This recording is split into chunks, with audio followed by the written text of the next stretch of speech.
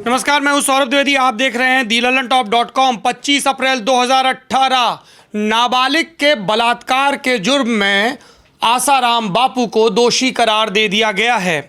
आसाराम, जिसको 31 अगस्त 2013 को इंदौर से गिरफ्तार किया गया, फिर जोधपुर लाया गया और 29 नवंबर से उसके खिलाफ ट्रायल शुरू हुआ। ट्रायल से लेकर फैसला आने तक 7 नामी वकील थे जिन्होंने 11 बार कोशिश की आसाराम को जमानत दिलवाने की। सेशन कोर्ट में, जोधपुर के ही हाई कोर्ट में और सुप्रीम कोर्ट में। इसमें ऐसे लोग भी शामिल हैं जो भारतीय जनता पार्टी के नेता हैं, ऐसे लोग भी शामिल हैं जो कांग्रेस पार्टी के नेता हैं, एक ऐसे वकील भी हैं जो अब सुप्रीम कोर्ट के जज बन गए। स्क्रीन पर आपको आसाराम बापू नजर आ रहे हैं, उसके अलावा नजर आ रहे हैं सलमान खुर्शीद, राम जेठमलानी, सुब्रमण्यम स्वामी और केटीएस तुलसी। और स्क्रीन के बाद अब आते हैं लाइव। आप देख रहे हैं न्यूज रूम में खड़े हमारे साथी मुबारक को, जिन्होंने तफसील से इन 7 वकीलों और उनकी दलीलों के बारे में बताया। पहला नंबर है राम जेठमलानी का। उनकी तस्वीर दिखाइए जरा देश को। वैसे तो चर्चित वकील हैं, राजीव गांधी के हत्यारों का केस लड़ा, इंदिरा गांधी के हत्यारों का लड़ा। हर्षद मेहता के साथ वो चर्चित प्रेस कॉन्फ्रेंस की थी जिसमें इल्ज़ाम लगाया गया था कि प्रधानमंत्री ने 1 करोड़ रुपयों से भरा सूटकेस लिया है, तब नरसिम्हा राव थे। नरेंद्र मोदी के मुकदमे भी लड़ चुके हैं और इसीलिए ये राज्यसभा में पहुंचे थे और उसके बाद इनकी भारतीय जनता पार्टी की आला कमान से पहले की तरह एक बार फिर से खटक गई थी। ये सब तो वो बैकग्राउंड है। इस मामले में राम जेठमलानी की पहली दलील ये थी कि लड़की नाबालिग नहीं है, इसलिए पॉक्सो एक्ट के तहत इस पर कार्रवाई नहीं हो सकती। लेकिन लड़की के बचाव में जब सर्टिफिकेट पेश किए गए तो ये दलील खारिज हो गई। दूसरी बात कही गई कि चूंकि पेनिट्रेशन नहीं हुआ, यानी कि लिंग का प्रवेश नहीं हुआ, इसलिए इसे रेप नहीं माना जा सकता। तब वकील साहब को याद दिलाया गया कि पॉक्सो एक्ट ने रेप की परिभाषा का विस्तार किया है। अब से पेनिट्रेशन के अलावा और भी कई चीज़ें हैं जिनको रेप के तहत लाया जाता है, जिसमें ओरल सेक्स और इस तरह की चीज़ें में अगर कोई आप दूसरा ऑब्जेक्ट भी इंसर्ट करते हैं तब भी उसे उसी श्रेणी में गिना जाएगा। इसके अलावा राम जेठमलानी इस बात की दलील दे रहे थे कि लड़की की मेडिकल जांच एफआईआर होने से पहले करवाई गई और उनके हिसाब से ये असाधारण मामला था। इस पर कोर्ट ने क्या कहा? इस पर कोर्ट ने कहा कि जांच अधिकारी चाहे तो एफआईआर फाइल होने से पहले मेडिकल एग्जामिनेशन करवा सकता है। और ये सब सुन के राम जेठमलानी की सारी दलीलें खत्म हो गई और उसके बाद राम जेठमलानी दोबारा पेश नहीं हुए। अब सुप्रीम कोर्ट में मामला आए तो आए, राम जेठमलानी जिनके घर के दरवाजे पर लिखा जाता है कि अब कोई नया केस नहीं लिया जा रहा है।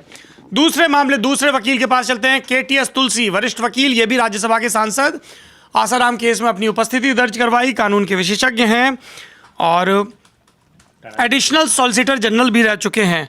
2014 में राज्यसभा के सदस्य बने। उससे पहले सोहराबुद्दीन एनकाउंटर केस में इन्होंने गुजरात सरकार का प्रतिनिधित्व करने से मना कर दिया था। इनके चर्चित केसेस में रॉबर्ट वाड्रा का केस है, टाडा का केस है, उपहार सिनेमा का केस है, जिसमें ये पीड़ितों के पक्ष में आए थे। दिल्ली टेरर अटैक में सजा प्राप्त देवेंद्र सिंह भुल्लर वाले केस में भी इन्होंने कानूनी लड़ाई लड़ी थी। केटीएस तुलसी भी जमानत नहीं दिलवा पाए, वो भी नहीं दिलवा पाए। उन्होंने भी इन्हीं सारे ग्राउंड्स पर उन्होंने भी आर्गुमेंट किया था, पर वो जमानत इनकी हुई ही नहीं। तीसरे वकील उदय उमेश ललित, यू ललित, ये आसाराम का केस इनके कुछ आखिरी केसेस में से एक था। उसके बाद ये सुप्रीम कोर्ट में जज हो गए। अच्छा। और सोली सोराब जी के साथ काम कर चुके हैं। 2G घोटाले में सीबीआई के स्पेशल पब्लिक प्रोसिक्यूटर रहे हैं और अमित शाह के वकील रहे हैं। सोहराबुद्दीन एनकाउंटर और तुलसीराम प्रजापति केस में ऐसा कहा गया था, मैं भी वही कह रहा हूँ। अमित शाह के वकील रहे हैं सोहराबुद्दीन और तुलसीराम प्रजापति केस में, ऐसा कहा जा रहा था, लेकिन बाद में पता चला कि ऐसा नहीं हुआ है। इनका लाइन ऑफ डिफेंस क्या था? इनका लाइन ऑफ डिफेंस यही था कि स्कूल सर्टिफिकेट के हिसाब से लड़की जो है वो बालिग नहीं है। पर स्कूल तो आसाराम का था, उसके सर्टिफिकेट पे कितना भरोसा किया जा सकता है? बिल्कुल, इसी बात पर वो खारिज हो गया कि और फिर पॉक्सो एक्ट और जुवेनाइल एक्ट में इन्होंने बोला कि दोनों में बहुत तफावत है, विसंगति है। तफावत? हाँ, ये मराठी शब्द है जो मैं बोल गया। कोई बात नहीं, अच्छी बात है। तफावत, जी, इसका मतलब विसंगति। हाँ, विसंगति है, फर्क है, मतलब डिफरेंट है। हाँ। तो चाइल्ड की डेफिनेशन और एज डिसाइड करने का जो प्रोसीजर है वो दोनों में अलग अलग है। कोर्ट ने माना कि ये आपकी ऑब्जर्वेशन सही है, इन पर अलग से विचार होगा, लेकिन इसके आधार पर हम जमानत नहीं दे रहे हैं। जी, अच्छा। फिर आए सलमान खुर्शीद, कद्दावर कांग्रेसी नेता, भारत के पूर्व विदेश मंत्री। इनको भी खूब ट्रोल किया गया कि तुम्हारी पार्टी तो आसाराम की आलोचना कर रही है, बिल्कुल, और आप आसाराम तुम्हारी केस पार्टी लड़ के रहे हो। बॉसेस की आलोचना कर रहे हो, तुम केस लड़ रहे हो। हाँ, इन्होंने कहा भी था कि पार्टी लाइन अलग है और मेरा पेशा अलग है। अच्छा, मेडिकल ग्राउंड्स पे जमानत मांग रहे थे? जी हाँ, जमानत नुक्ता मांग है, रहे थे, बताइए। मैं नुक्ता। जमानत बोल रहा जी जी जी। इन्होंने बोला था कि उनको एक बीमारी है जिसका ट्राइगेमिनल न्यूरैल्जिया, न्यूरैल्जिया की जिसकी बीमारी वजह से माथे और चेहरे में भयानक में दर्द होता भयानक है। दर्द रहता है और उसकी सर्जरी करवानी होगी एक तो उसका नाम है gamma gamma knife knife procedure. Procedure. उसके लिए इनको केरला जाना होगा, उसके लिए ज़मानत दी जाए। कोर्ट ने कहा कि हम नहीं ज़मानत देंगे। एसएन मेडिकल कॉलेज की मेडिकल टीम बनाई और जिसने जांच की तो बोला सब ये फर्जिफिकेशन है। बस बस बस इसी वजह से नहीं मिल पाए उनको। अगले वकील सिद्धार्थ लूथरा भारत के एडिशनल सॉलिसिटर जनरल रह चुके हैं, क्रिमिनल लॉ में स्पेशलाइज्ड हैं, देश विदेश में पढ़ाते भी हैं। तहलका मैगजीन का जो वेस्ट एंड स्टिंग ऑपरेशन हुआ था उसमें उन्होंने तहलका को रिप्रेजेंट किया था। 2011 में फेसबुक को रिप्रेजेंट किया। अरुण जेटली ने अरविंद केजरीवाल पे जो मानहानि का दावा किया था उसमें जेटली के वकील सिद्धार्थ लूथरा ही थे। इसके अलावा वो कैश फॉर वोट स्कैम में आंध्र प्रदेश के मुख्यमंत्री चंद्रबाबू नायडू का प्रतिनिधित्व कर चुके हैं। इनकी भी दलील वही थी मेडिकल ग्राउंड पे। हाँ, मेडिकल ग्राउंड पे थी। इन्होंने कोर्ट से ये भी कहा था कि जब बापू को, आसाराम बापू को, बापू कह रहा हूँ मैं, जोधपुर जेल से जब कोर्ट लाया जाए तो एक्स्ट्रा सावधानी के साथ लाया जाए। तो कोर्ट ने इनसे पलट के पूछ लिया कि कोई खास है क्या, या खास लोगों को कानून अलग तरह से थोड़ी ना ट्रीटमेंट देगा। फिर एम्स के डॉक्टरों ने इनका मेडिकल एग्जामिनेशन किया और पाया गया कि सारे ये जो दावे किए जा रहे थे बीमारी और इमीडिएट सर्जरी की ज़रूरत के बारे में, सब फर्जी दावे थे। बिल्कुल बिल्कुल फर्जी दावे। फर्जी। आज मेरे सारे तुम नुक्ते ठीक करवा ही देना। जमानत अर्जी फर्जी।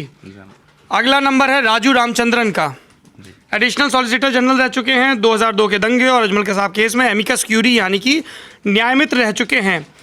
अच्छे वकील हैं। ये मैं क्यों कह रहा हूँ, मतलब एक तो अच्छे ऐसे कि पैसा लेके और अच्छी फीस लेके और ज़ोरदार दलीलें देने वाले इंसान भी अच्छे होंगे, क्योंकि इन्होंने मुंबई अटैक केस में जो इनको फीस मिली थी वो लीगल सर्विस अथॉरिटी को दान कर दी थी, जिसे 18 पुलिस वालों और सुरक्षा अधिकारियों के परिवारों को बांटा गया जो शहीद हुए थे।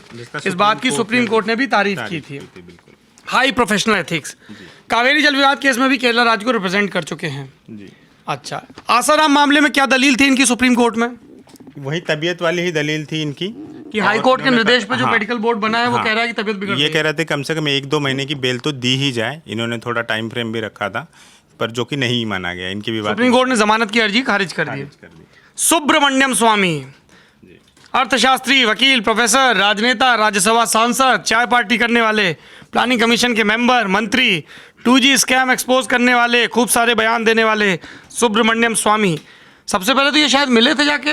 हाँ, जेल में जाके मिले थे और बाहर आके इन्होंने घोषणा कर दी थी कि बाबा जो है वो बेकसूर है, इनको फ्रेम किया जा रहा है, सारे केस फर्जी। सोनिया गांधी का हाथ बताया, सोनिया गांधी का हाथ बताया। किसी दिन ऐसा ना हो कि सुब्रमण्यम स्वामी को जुकाम हो और उसमें भी सोनिया गांधी का हाथ हो।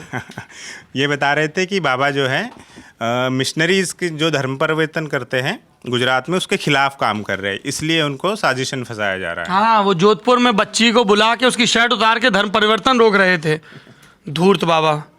जी। कोर्ट में क्या बोले? कोर्ट में एक्चुअली इनका कोर्ट में एक दिलचस्प किस्सा भी हुआ था। जब ये जोधपुर पहुंचे थे कोर्ट में अपीयरेंस पे, तो ये पहुंचते ही पहले तो इन्होंने अपना प्रभाव डालने की कोशिश की कि मैं RM लोढ़ा जो चीफ जस्टिस रह चुके हैं इंडिया के, जोधपुर से ही थे, तो बोलते मैं तो उनको जानता और मैंने ही उनका नाम कभी रिकमेंड किया था जब मैं चंद्रशेखर की सरकार में कानून मंत्री था। तो वकील वाले रोब में नहीं आए इनके, और वकीलों ने बोला कि आप रिप्रेजेंट करने के लिए पात्रता भी रखते हैं क्या? हाँ, ये हुआ कि आपका नाम तो वकीलों की लिस्ट में है ही नहीं। तो उन्होंने बोला कि मैंने तो 2G स्कैम एक्सपोज किया था, सरकार गिरा दी थी वगैरह वगैरह, तो उन्होंने इसलिए तुम मेरी अर्जी ना गिराओ। हाँ, तो उन्होंने ये कह दिया कि आपका नाम लिस्ट में नहीं है, हमें आपसे एतराज़ नहीं है, पर प्रोसीजर तो फॉलो करना ही पड़ेगा। फिर एक आदमी दौड़ाया गया जोधपुर जेल, वो वहाँ से अर्जी एप्लीकेशन लिख के साइन करवा के ले आया। इस पूरे सिलसिले में 40-45 मिनट उन्हें वेट करना पड़ा। हालांकि इनकी भी कोई बात अर्जी पर मानी नहीं और ज़मानत बापू की हो ही नहीं पाई। काहे का बापू? बापू यार बड़ा अच्छा शब्द है। बापू इस देश में गांधी को कहा गया है। आसाराम, नाबालिग का रेप करने वाला आसाराम, अभी आसाराम की काली करतूतें आनी बाकी हैं।